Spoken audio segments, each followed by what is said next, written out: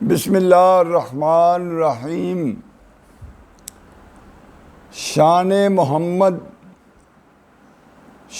محمد کہاں کہاں بیان کی جاتی ہے؟ شان محمد جنگ میں بھی ہے، شان محمد صحرا میں بھی ہے، شان محمد بحر میں بھی ہے، ہر جگہ شان محمد، اور ہر جگہ پہ ہی شان محمد کا نزول اس طرح سے ہے کہ وہ خود بخود اس پر عمل درآمد شروع ہو جاتا ہے۔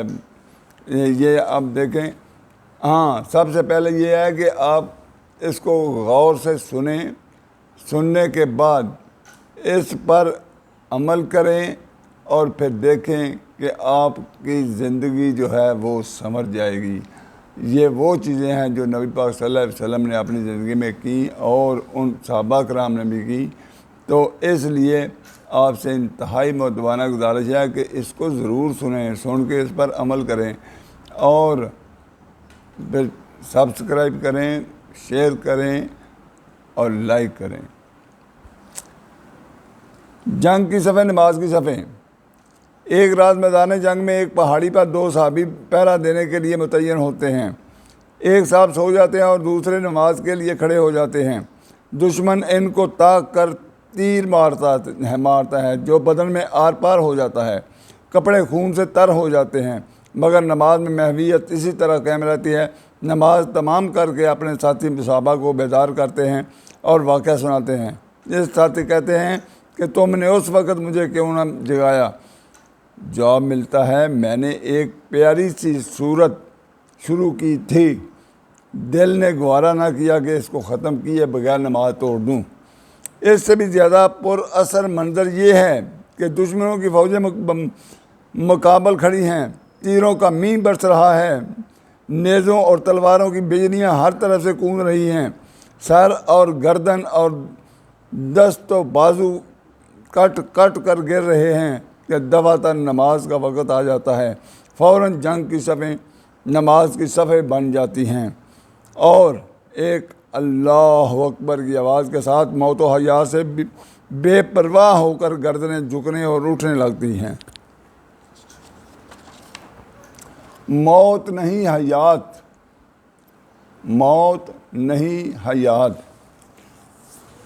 خاموشی،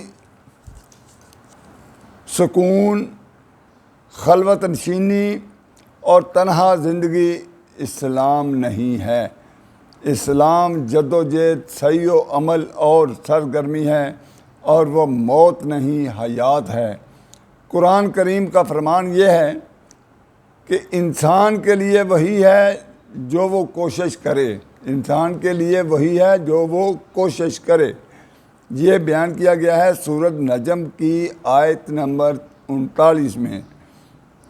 اور ہر جان اپنے کام کے ہاتھوں رہن ہے، ہر جان اپنے کام کے ہاتھوں رہن ہے۔ المدثر آیت نمبر 38۔ اسلام عمل ہے، ترک عمل نہیں۔ اسلام عمل ہے، ترک عمل نہیں۔ ادائے واجبات ہے، عدم واجبات نہیں۔ ادائے فرض ہے، ترک فرض نہیں۔ اس عمل اور ان واجبات اور فرائض کی تشریح رسول پاک صلی اللہ علیہ وسلم نے ان کے صحابہ کرام کی زندگیوں اور سیرتوں سے ملے گی، جن کا نقشہ یہ ہے: محمد صلی اللہ علیہ وسلم خدا کے رسول ہیں، اور جو لوگ ان کے ساتھ ہیں وہ کافروں اور پر سخت و آپس میں رحم دل ہیں۔ جو ان کو دیکھے کہ وہ رکوع اور سجدہ میں ہیں، وہ خدا کی مہربانی اور خوشنودی کو ڈھونڈ رہے ہیں۔ سورۃ الفتح آیت نمبر 29۔ کافران حق کے ساتھ جہاد میں بھی قائم ہے، کافران حق کے ساتھ جہاد بھی قائم ہے۔ آپس میں برادرانہ محبت کے جذبات بھی ہیں، خدا کے سامنے رکوع میں جھکے اور سجدہ میں گرے بھی ہیں، اور پھر دنیا میں خدا کی مہربانی اور رضا کے طالب بھی ہیں۔ خدا کی مہربانی، فضل، قرآن پاک کے اصطلاح میں روزی اور معاشرت کو کہتے ہیں۔ اس روزی اور معاش میں بھی دین کی طلب جاری ہے۔ یہ وہ لوگ ہیں جن کو تجارت اور خرید و فروخت خدا کی یاد سے غافل نہیں کرتی۔ النور آیت نمبر 37۔ تجارت، خرید و فروخت اور کاروبار میں بھی جاری ہے اور خدا کی یاد بھی قائم ہے۔ وہ ایک کو چھوڑ کر دوسرے کو نہیں ڈھونڈتے بلکہ دونوں کو ساتھ ساتھ رکھتے ہیں۔ غلام خاندان کے رکن بن گئے۔ غلام خاندان کے رکن بن گئے، یہ اسلام کی آمد اور اس پر عمل درآمد ہونے کا نتیجہ ہے۔ نبی پاک صلی اللہ علیہ وسلم کی شان کی علامت ہے۔ انسان نے انسانوں کو براہ راست غلام بنا رکھا تھا۔ رسول اکرم صلی اللہ علیہ وسلم نے اپنی تعلیم اور اپنے عمل سے اس کے انسداد کا ایسا شاندار پروگرام بنایا جس کی مثال قدیم دنیا کی تاریخ میں نہیں ملتی۔ تمام تہذیبوں میں یہ خیال چلا آ رہا تھا کہ غلامی ایک فطری چیز ہے۔ ارسطو جیسا فلاسفر اور حکیم بھی کہتا ہے کہ غلامی ایک فطری چیز ہے اور بعض لوگ غلام ہی بننے کے لیے پیدا ہوتے ہیں۔ قدیم تہذیبوں کے بڑے بڑے کارنامے غلام ہی کے رہین منت ہیں۔ اسلام نے دیکھا کہ دنیا کا تمام معاشی نظام اسی لعنت کی زنجیروں میں جکڑا ہوا ہے۔ وہ ایسا ہمہ گیر تھا کہ بیک قلم اس کا منسوخ کرنا محال تھا۔ چنانچہ غلاموں کو آزاد کرنا ایک بڑے ثواب کا کام قرار دیا، اس کو خیرات کا بہترین مصرف بنا دیا اور یہ قانون بنا دیا کہ غلام کو کوئی شخص زبردستی غلام نہیں بنا سکتا۔ مالک کی شدید بدسلوکی کی وجہ سے غلام کی عدالت آزاد کر سکتی ہے۔ یہ بھی شرط لگا دی کہ غلام اس شرط پر رکھ سکتے ہیں کہ جو تم کھاؤ وہ اس کو کھلاؤ، جو پہنو اس کو پہناؤ۔ وہ مقصد یہی تھا کہ اس شرط پر بھلا کون کسی کو نوکر رکھنا چاہے گا۔ مسلمان غلامی کو صفحہ ہستی سے تو نہ مٹا سکے، لیکن اسلام کی تعلیم کا یہ نتیجہ ضرور ہوا کہ غلامی کی وہ بھیانک صورت نہ رہی جو دیگر اقوام میں پائی جاتی تھی۔ غلام خاندان کے رکن بن گئے، مذہبی پیشوا اور عالم دین بن گئے، امیر و وزیر بن گئے، فوجوں کے سپہ سالار اور سربراہوں کے محبوب بن گئے۔ رسول خدا صلی اللہ علیہ وسلم کے بعد حضرت عمر نے غلامی کو منسوخ کرنے کے لیے ایک بڑا قدم اٹھایا کہ کوئی عرب غلام نہیں بنایا جا سکتا۔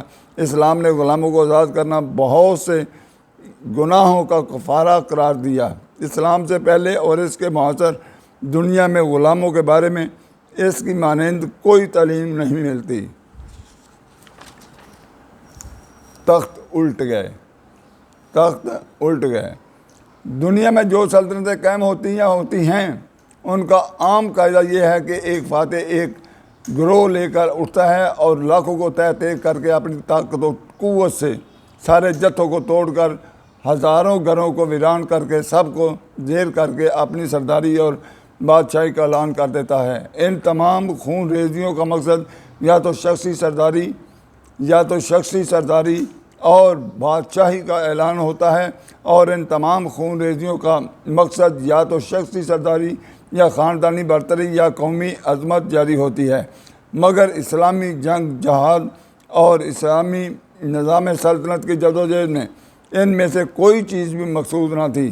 نہ رسول اللہ صلی اللہ علیہ وسلم کی شخصی سرداری، نہ خاندان قریش کی بادشاہی، نہ عربی سلطنت، نہ دنیا کی مالی حرص و حوث، بلکہ اس شخصی سرداری، خاندان قریش کی بادشاہی، نہ عربی سلطنت، نہ دنیا کی مالی حرص و حوث، بلکہ اس کا ایک ہی مقصد تھا، صرف ایک شہنشاہ ارض و سما کی بادشاہی کا اعلان اور ایک فرمان الہی کے آگے سارے بندگان الہی کا سربستہ اور اس کی اطاعت۔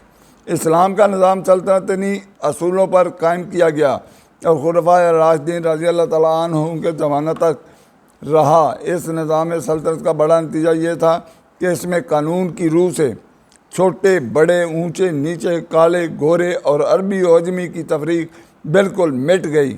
یمن اور بحرین کے، ایران، نجاد اور نجد و حجاز کے عرب، حبش کے حبشی سب ایک ہی سطح پر آ کر کھڑے ہو گئے، اور بادشاہی اور شہنشاہی کے وہ تخت جو مشرق و مغرب میں پیچھے تھے الٹ گئے، اور اسلام کی سلطنت کا امام اور دوسرے اہلکار حکام حقوق میں عام مسلمانوں کے برابر کر دیے گئے۔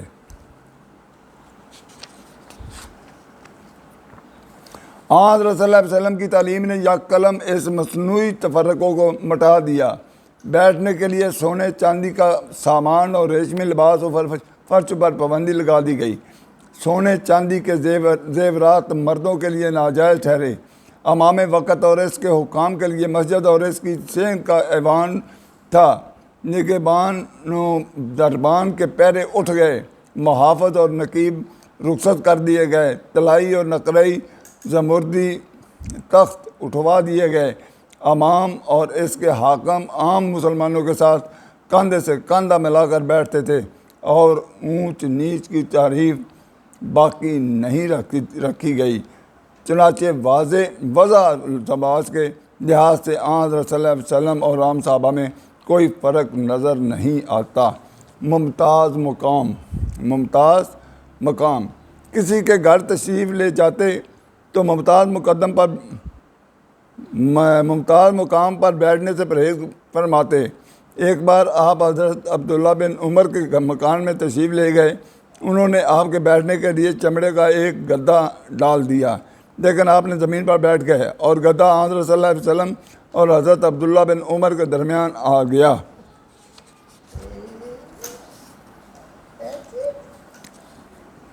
آج کے لیے اتنا ہی،